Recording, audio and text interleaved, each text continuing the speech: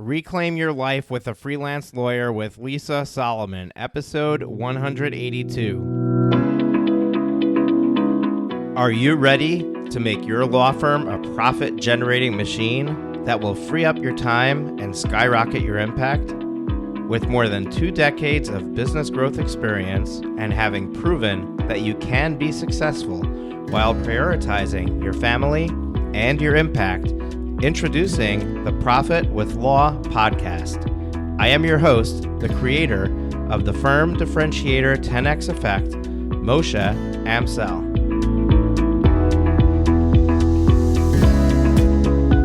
Well, hello and welcome back to another amazing guest interview here on the Profit with Law podcast. I'm your host, Moshe Amsel, and today I've got a special guest that is going to be a topic that some of you are very interested in, and some of you it's going to require you to rethink some of your internal beliefs, because what we're going to talk about is related to someone else doing some of the work that you're probably doing yourself right now. And as business owners, we tend to hold on to things that we shouldn't be holding on to. We tend to hold on to them for way longer than we should be holding on to them. And that's why I'm excited to have our guest today, because I think this is a topic that's really important to have. We've been having a discussion around this on this podcast for a long time. Specifically, we've talked about alternative ways to get work done within your practice. Like we had Get Staffed Up. We had Brett Tremblay from Get Staffed Up on the podcast, where we talked about his virtual staffing agency, where you can get VAs that are in South America, Central America, that are English speaking, well-educated, but are less expensive, very inexpensive, as a matter of fact, staffing that you can get a lot of work done without needing to break the bank in your, in the growth journey of your firm. And if you can find somebody or something that can take the work that you have to do as an attorney, and you can't outsource to a paralegal or to an assistant, virtual or not, and it needs to be done by you or somebody of your caliber, then what do you do? Are you stuck holding the bag doing it? And that's what we're going to have a conversation around today. Let me share an exciting tool that I recently came across that is a game changer for law firms that bill hourly or by the project, otherwise known as flat fee billing. The 2020 Legal Trends Report published by Clio rates how important various items are in a client choosing your firm. You may be surprised to know that the third most important decision factor for someone choosing a lawyer is the ability to pay with a payment plan. The challenge that law firm owners face is the risk of a client not making good on that payment plan. Most attorneys don't offer payment plans because of that. The problem is now solved with LawFunder. LawFunder allows you to easily add a payment option to all your client invoices and retainer replenishment requests that does not require credit checks, applications, or any other complex process. The client's able to use their existing credit cards, allowing them to earn points and miles, access credit card specials on interest rates, and any other tools they use to manage their cash. When I saw this tool, I was blown away. Most importantly, it removes all the risk from the law firm and makes an easy and painless process to the payment process. So if you want to check off the box on one of the top factors in new client decisions, if you want to decrease your accounts receivable and get paid immediately, LawFunder is the solution. Go to lawfunder.com. That's lawfundar.com/profitwithlaw to learn more. So I want to introduce you to Lisa Solomon. Lisa Solomon is the founder of Lisa Solomon Esquire Legal Research and Writing. And let me just read off the bio for you real quick. She's a freelance attorney who assists solos and small firms with all their legal research and writing needs. Lisa is also a nationally known author and speaker about persuasive legal writing and contract lawyering. Her innovative law practice has been featured in such periodicals as the National Law Journal and the ABA Journal, and in a number of books about legal careers. Lisa, welcome to the show. Thanks for having me. It's my absolute pleasure. So let's start off with something simple. How'd you get into, I mean, you're an attorney by trade. So, maybe you could start with how you got into law, but how'd you get into freelance writing or freelance services as an attorney, as opposed to the traditional route that pretty much every other attorney does, which is go work for a law firm or start your own firm. Right. Well, I did work for a law firm for a few years right out of law school. The firm, that firm was having internal problems amongst the partners. So I decided to jump ship and went to work for LexisNexis, training law students in the New York City area. That job was coming to an end for the year. And my husband, who's a lawyer, he had one of his opposing counsel say that he had an appeal that had to be done, and he didn't know what to do about it. So my husband said, "Well, maybe my wife can do it," and that's how I got into freelance legal writing. That was my first project, and I'm happy to say that I've gotten my other projects on my own. I also did a lot of work as of counsel to a Boston firm where I had worked as during college as a paralegal. So they needed some research and writing done on their coverage opinions they were an insurance coverage firm. And so I did a lot of work for them as well. But as the work that I did for them decreased, the need to get my own clients increased, and I did. I went out and I got my own clients and established this research and writing practice. Very interesting. And what's really cool is that if you ever are miserable at any point, you can go and blame your husband, and hey, it's your fault that I got into this in the first place. So No. it's very interesting that what's funny is that a lot of times the thing that's our calling that we're really meant to do, it kind of happens by mistake. We don't even realize that that's what it is until we're in it, and then we're like, wait, I really enjoy this. I should be doing this. So it sounds like that's what happened for you, and that's a great story on how you started. So let's talk about this idea of hiring a freelance attorney for writing. What kind of writing are we talking about? Is this is this for specific legal matters, or is this for a blog? Like what are we talking about exactly when you're saying freelance writing? Well, I have done a little bit of blog ghostwriting, but the vast majority of my work is on dispositive motions or other motions. For example, today I was working on a motion to stay an action in favor of another action. So it's mostly dispositive motions and appeals. So essentially, when would an attorney say, "Hey, I should really look for somebody who's going to be able to fill this gap that I have, so I can get my time back, or so we can push enough of these cases through"? How does somebody know I need more help, and that there's more help out there that doesn't require them to bring on a staff member full time? Well, when they're feeling burned out, that might be a little late in the game when they're already feeling burned out. But I think most lawyers, most solos and small firms these days know that there are freelance lawyers out there.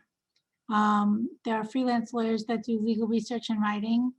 In big cities, there are also what people call per diems who make appearances. Although the per diem business might be going the way of the dinosaur, what with the pandemic and everything, I think a lot of courts are not requiring personal appearances. So the per diem might be disappearing. So if somebody is looking for one of those freelance attorneys, where do they go? Like, where does your business come from? Do they know about you and they come to find you, or is there a marketplace where you advertise your services and then somebody else comes to that? And I want to preempt this with saying, I know that there is a marketplace for it, at least one of them, because last year at our 2019 Law Firm Growth Summit, one of our sponsors was Law Clerk. Lawclerk.legal is one of those places where law firms can go to get matched with an attorney who's looking for work for a specific engagement or for a specific project or something that they're working on. But for you, is it just the connections that you know, or are you part of one or more of those marketplaces? Well, it's primarily the connections that I know. People find me through networking, or they find my website, and we go from there. I did join lawclerk.legal because as a way of doing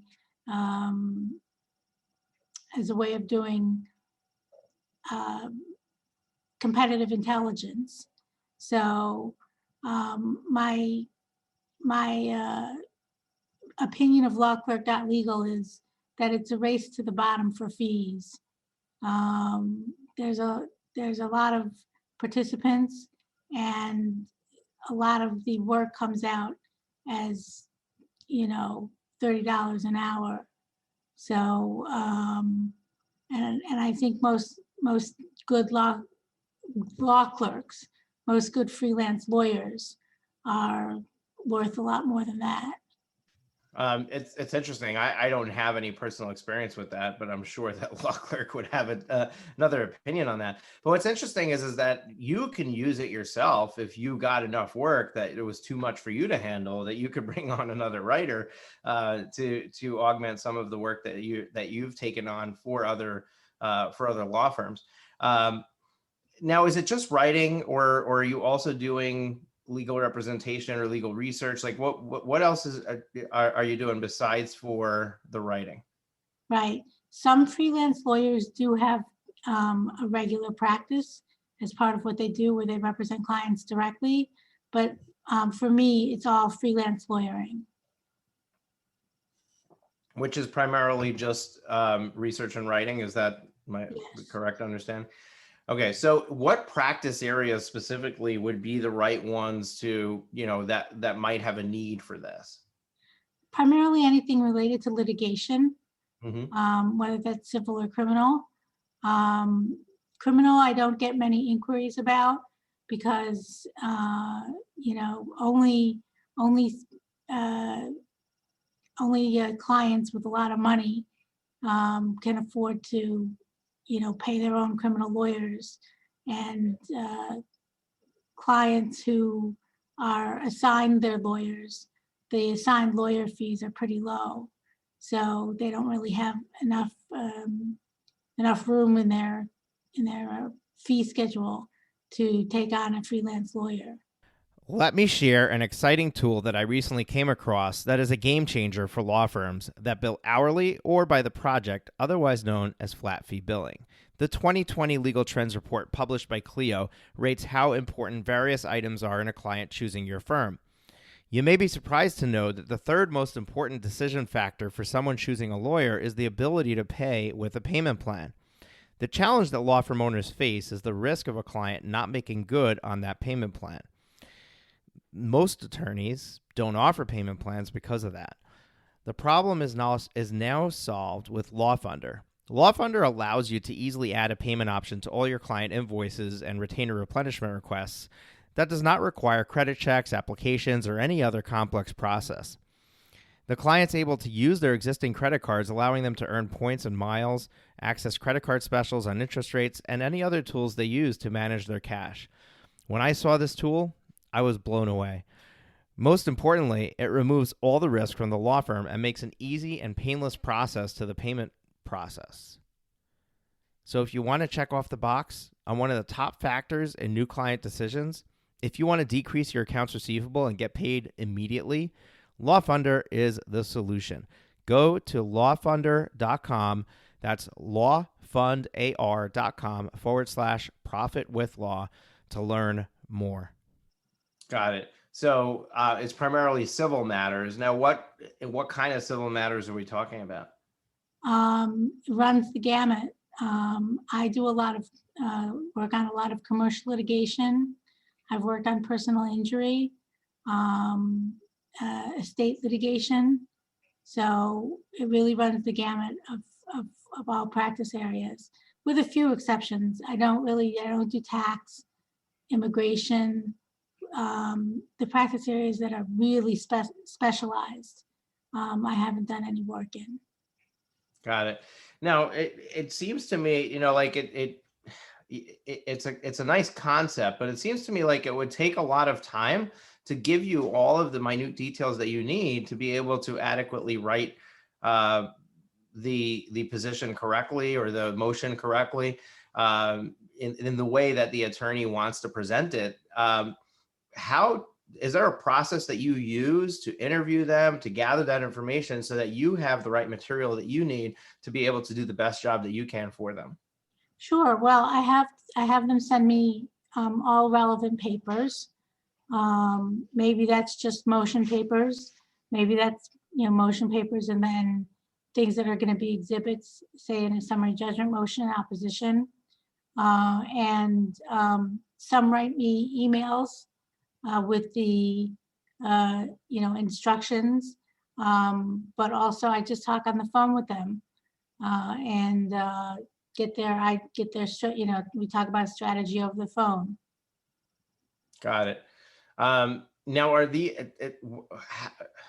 I don't know the right way to ask this question, but I want to ask the question about pricing, or what does it cost to hire a freelance attorney? And I know the answer is going to be it depends, because it depends on the specifics. But how do you price it out? Are you charging by the hour, or do you make an analysis of the project beforehand and determine what the fee is going to be? What's the relationship like, or does that also depend?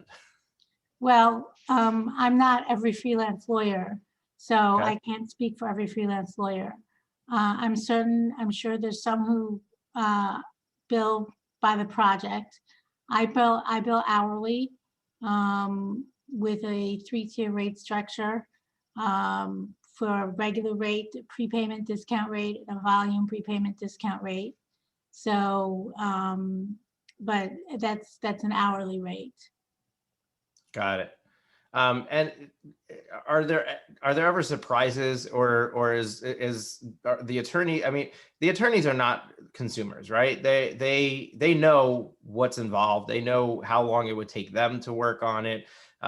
So are they ever surprised when they get the bill, or is it really like, or I mean, maybe they're surprised the other way. Maybe they're surprised at how quick you are and how little time it took.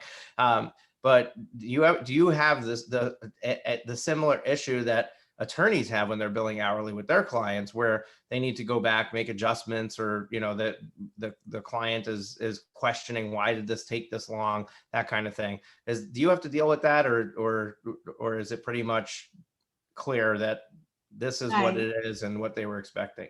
Well, with my 3-tier rate structure, I know that this would be a concern of hiring attorneys. And so that's why I structured my fees the way they're structured. With my regular rate, I go, and with my prepayment discount rate, I go to the lawyer, let's say I was working on a project that was originally scoped out at 10 hours.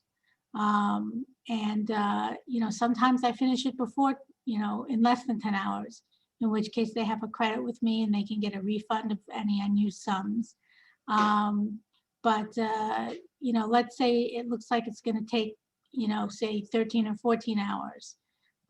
With my regular rate, I contact the attorney, we discuss how much more time is necessary, and I get the written authorization to exceed the amount of the deposit by that much time, and I just bill them at the end of the month. With my prepayment discount rate, which is by far the most popular of my rates, I tell the attorney, like hour 9.5, hey, this looks like it's going to be about another 4 hours, and they make another payment at that time. So again, I don't like surprises at all, and I know, the hiring attorneys don't like them either. Yeah, absolutely. Nobody likes surprises, right? So clear communication is always the name of the game. Um, how does and maybe you're not privy to this, but how does the attorney turn around and pass your fee on to their client? Are they turning around and taking your hours billed and just billing them at a higher hourly rate to the client? Are they listing you as the person doing that work? Are they listing themselves that they did it and you're just behind the scenes? And second to that question is, are you limited geographically with where you can help somebody? Okay, yeah, no, it would be unethical for the attorney to list themselves as doing the work if I did the work.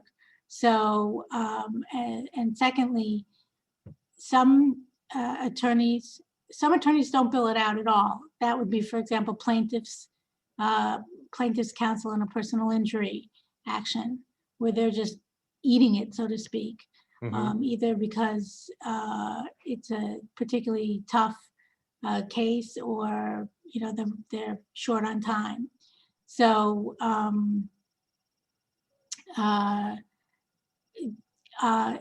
to but and so and then there are the other attorneys who do mark up my rates.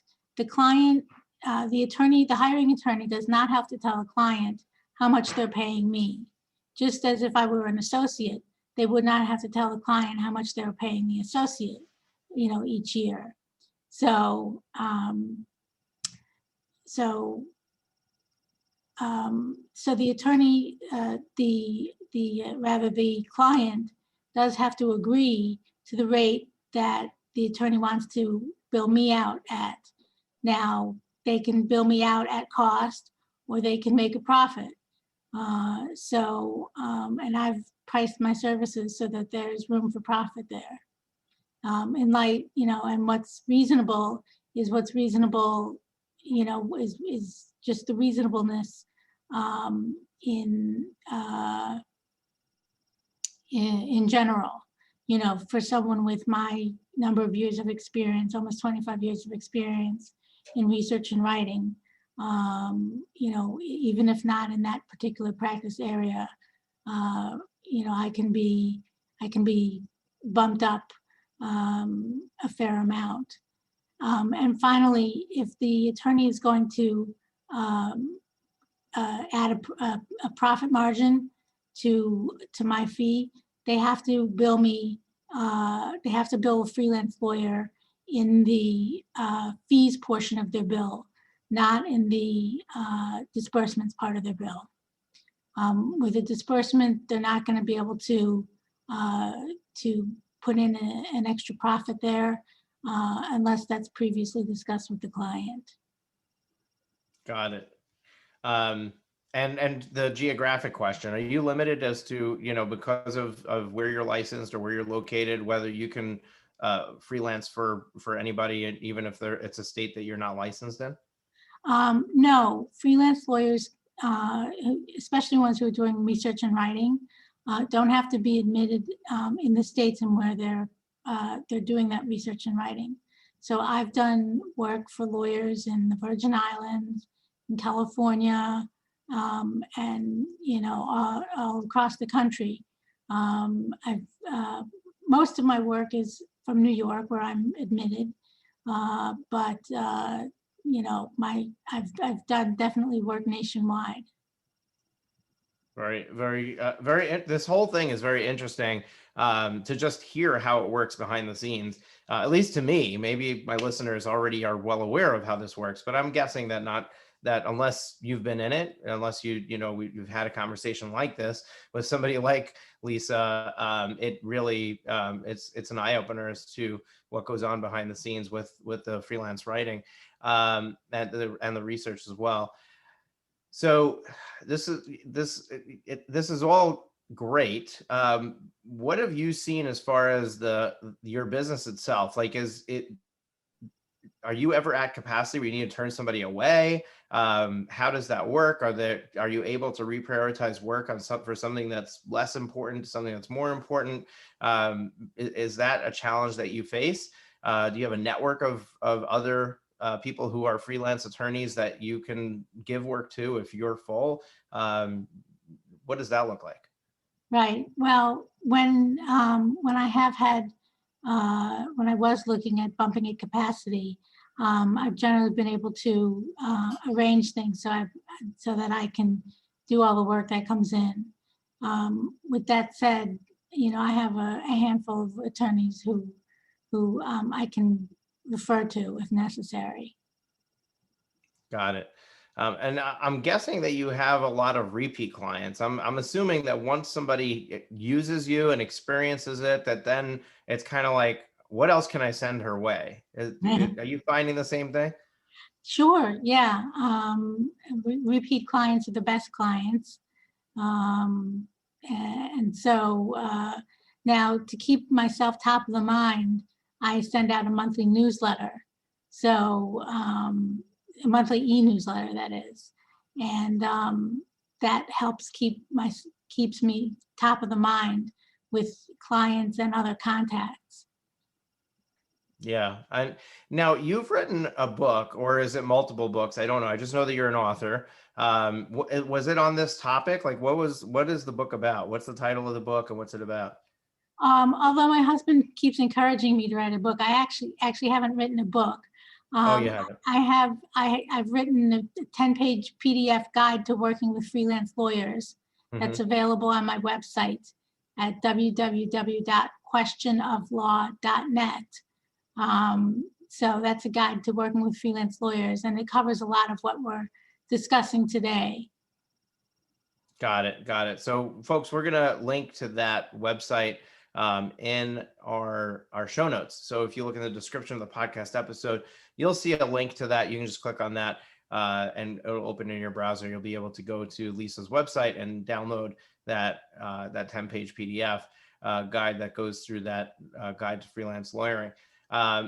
Now, do you speak? I know you do. So you've done work with the ABA and if I remember what your bio said, the National Law Journal. Is that just writing engagements, or what else are you doing to get visibility? Yeah, I've done quite a bit of speaking engagements at especially at solo and small firm conferences around the country, from Vermont to Nebraska, you name it. And I try to have my programs be a little bit off the beaten path. So it's not just, how to win an appeal. But for example, I have one called Pixel Persuasion, which is how to write for readers who are reading your material on screen, and special considerations on that. So, but again, what with the pandemic, there haven't been any in-person conferences. So lately. Got it. It's so slim pickings as far as where you can get in front of other people.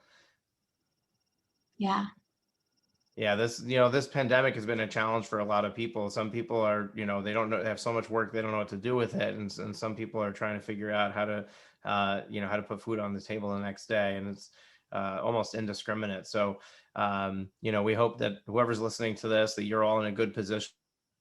But if not, then, reach out to your network, because, maybe you can do some freelance work for somebody else temporarily until things pick back up for you. Lisa, this has been a great conversation. I appreciate you coming and sharing with us and spending time. Is there, if you wanted to leave one, last piece of information, parting piece of advice to our listeners, what might that be? Well, it's a good question. Don't wait till the last minute to outsource. Whoever you outsource to should have a written agreement. And I would say those two would be the best. Don't wait till the last minute and sign a written agreement. with the attorney you're outsourcing to. Awesome. Lisa, if somebody wants to follow up with you, if they want to reach out to you, is the best thing for them to do to go to the website, or do you want to give out any other contact information?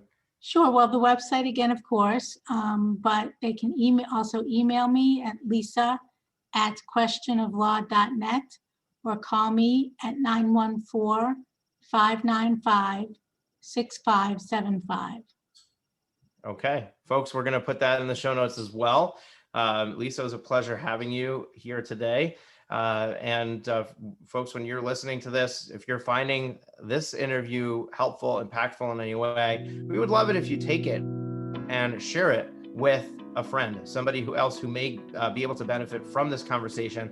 And if you haven't yet subscribed to the show, make sure to hit that subscribe button so that you get notified by your podcast player when we release a new episode. We're here twice a week, every Tuesday and Thursday. Maybe we'll pepper in a bonus episode every once in a while, but at a minimum, we'll see you twice a week, and looking forward to catching you on the next episode. For now, take care. Have a great day. That's it for this week's episode of Profit with Law. If you have enjoyed the show, please consider sharing it with at least one person. Imagine how many lives we can change if we each shared this episode. Another way to share the episode is on social media. We appreciate your support and look forward to you joining us again next week.